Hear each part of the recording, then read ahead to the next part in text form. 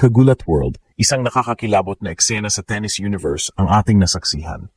Ang Pinay tennis prodigy na si Alex Ala ay patuloy na gumugulat ng mundo at ngayon ay pinag-uusapan na bilang susunod na Grand Slam champion mula sa Pilipinas. Isipin niyo to, mula sa simpleng pangarap ng isang batang naglalaro sa mga local courts hanggang sa pagiging bahagi ng top 150 sa WTA rankings ngayong 2025. At ayon sa mga eksperto, hindi malayong sa loob ng ilang taon ay makikita natin siyang nakikipagpakan sa pinakamalalaking entablado ng tennis.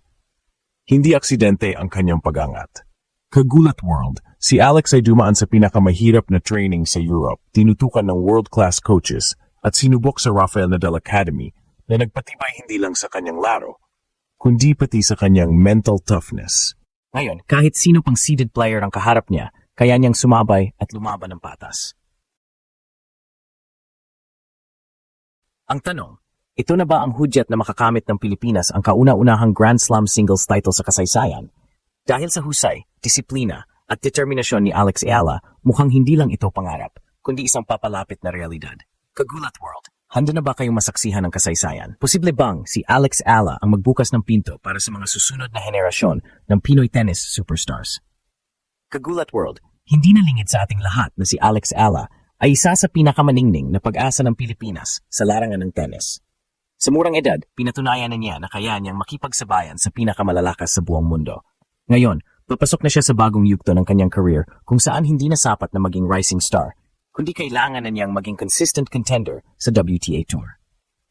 At dito nagsisimula ang kuwento kung bakit marami ang naniniwala na maaari siyang maging unang Pinay Grand Slam champion. Sa nakaraang taon, nakita natin kung paano niya winasak ang mga mas mataas ang rango kaysa sa kanya. Sa French Open at Wimbledon qualifiers, ilang seeded players ang kanyang pinatumba gamit ang kanyang solid baseline game at fearless mentality. Hindi lang iyon Kagulat World, napansin din ng mga international commentators ang kanyang unique style, kombinasyon ng agility, footwork at Filipino grit na palaging bumabalik kahit mukhang talo na. Kung susuriin, malaking papel ang ginampanan ng Rafael Nadal Academy sa Spain kung saan siya matagal na nagsanay.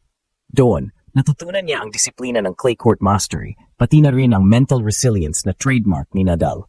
Kaya naman ngayon, sa bawat laban, dala niya hindi lang ang bandera ng Pilipinas, kundi pati ang imprint ng isang future champion. Pero ang mas nakakagulat, Kagulat World, ay ang bilis ng kanyang pag-angat. Mula junior Grand Slam titles hanggang sa pagiging top 150 player sa WTA rankings ng 2025, malinaw na hindi siya titigil hanggat hindi niya naabot ang pinakamataas na antas. Ang tanong ngayon, hanggang saan naabot ang kanyang momentum? At sapat na ba ang kanyang current form para gulatin ang mundo sa susunod na Grand Slam? Kagulat World, dito nagiging mas kapanapanabik ang usapan. Ano nga ba ang magiging hinaharap ni Alex Ala sa loob ng 5 taon? Kung titignan natin ang kanyang current trajectory, malinaw na siya ay nasa tamang landas upang maging top 20 WTA player at posibleng makapasok pa sa top 10 kung magpapatuloy ang kanyang consistent improvement. Sa edad na 20 ngayong 2025, nasa prime development stage pa lang si Alex. Karamihan sa mga Grand Slam champions sa women's tennis ay umaabot sa peak performance bandang 23 hanggang 27 years old. Ibig sabihin, Kagulat World, sakto ang timing ng kanyang growth. By 2030, pasok siya sa golden years ng kanyang. Kung walang major injuries at magpapatuloy ang suporta mula sa kanyang sponsors at training team, makikita natin siyang lumalaban sa second week ng Grand Slam tournaments, something na matagal ng pinapangarap ng ating bansa. Pero hindi lang ito tungkol sa physical talent. Isa sa pinakamalakas na armas ni Alex ay ang kanyang mental toughness. Sa mga laban niya sa WTA, ilang beses na siyang nakabalik mula sa pagkatalo ng first set at biglang nagiba ng momentum. Ang kakayahang iyon na mag-adjust sa gitna ng laban ay isang katangian ng mga future champions. Dagdag pa, ang kanyang exposure sa European circuit at pagiging multi-surface player, clay, hardcourt at grass, ay nagbibigay sa kanya ng versatility na kailangan para makasungkit ng major titles. Ngayon, isipin niyo ito, Kagulat World, 5 taon mula ngayon, posibleng masaksihan natin ang isang Pinay na tumatayo sa center court ng Roland Garros o US Open, hawak ang trophy at winawagay ang ating watawat. Hindi ito ilusyon, kundi realistiko base sa kanyang growth curve at kasalukuyang form. Ang mas nakakagulat pa, kung masustain niya ang kanyang momentum, maaari siyang maging unang Southeast Asian female player na magwawagi ng Grand Slam title. At kung mangyayari iyon, hindi lang niya ginulat ang mundo, babaguhin niya ang kasaysayan ng tennis para sa buong rehiyon, Kagulat World. Kung mangyari ang inaasahang pagsabog ng career ni Alex Ala sa susunod na 5 taon, hindi lang siya magiging star sa tennis, magiging simbolo siya ng bagong era ng Philippine sports. Isipin niyo, isang Pinay na nasa gitna ng Grand Slam spotlight, pinapanood ng milyon-milyong tao sa buong mundo at dala-dala ang pangalan ng Pilipinas. Ang immediate impact nito ay siguradong ramdam sa grassroots level. Kapag nakita ng mga batang atleta na posible palang makapasok sa pinakamalalaking stage ng tennis, lalakas ang interes sa sport. Magkakaroon ng mas maraming tennis academies, sponsors, at grassroots programs na susuporta sa mga susunod na Alex Ala.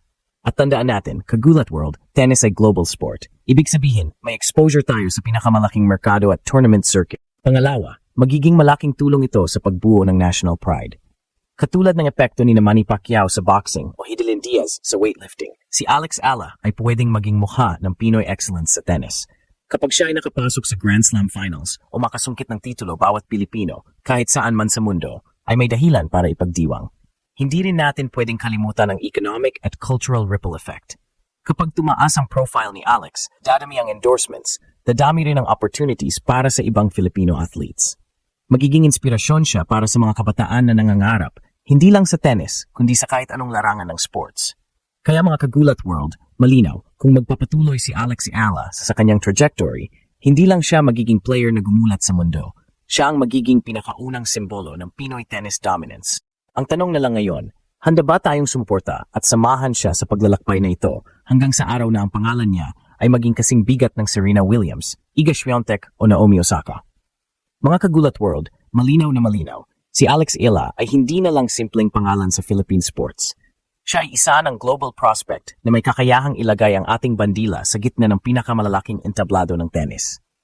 Ang kanyang early achievements, coupled with her discipline at winning mentality, ay patunay na kaya niyang makipagsabayan sa best of the best. Kung sa susunod na 5 taon ay tuloy-tuloy ang kanyang pagangat, posibleng masaksihan natin ang isang Pinay na hindi lang lumalahok kundi nagtatagumpay sa Grand Slam stage. At kapag nangyari ito, hindi lang siya ang angat, kundi buong sambayanang Pilipino. Dahil sa bawat panalo niya, dala niya ang ating kwento, ang ating pangarap at ang ating pride. Pero tandaan natin, Kagulat World, ang daan papunta sa gloria ay hindi madali.